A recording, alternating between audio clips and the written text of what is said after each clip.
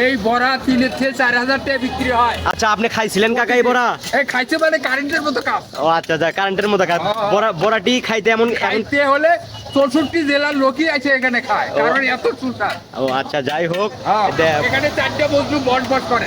এই হলো 1 নম্বর মজনু, এই সিলডালা মজনু, আচ্ছা। দইয়ালা মজনু, পানালা মজনু। 4টা মজনু এক জায়গায় এরা ব্যবসা করে। ও আচ্ছা, এরকম ইতিহাস কোথাও নাই। আচ্ছা, এটা হচ্ছে বড় আলা মজনু। এটা বড় আলা মজনু, আর ওই যে ফ্লেক্সিলোডালা মজনু। আচ্ছা আচ্ছা আচ্ছা আচ্ছা আর ওই পানালা মজনু।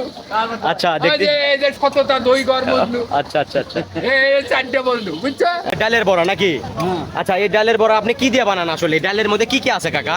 শুধু ডাল আর সরিষার তেল দিয়ে ভাজা আর মশলা। আপনি যে বানাচ্ছেন এই এক পিসের মূল্য কত করে বিক্রি করেন? শুধু 5 টাকা। শুধু 5 টাকা না? যাই হোক কাকা, আপনি যে এত সুন্দর করে এই বড়াটি বানান, আপনার এখানে যদি কেউ খাইতে আসে তাহলে কোন জায়গাতে আসতে হবে?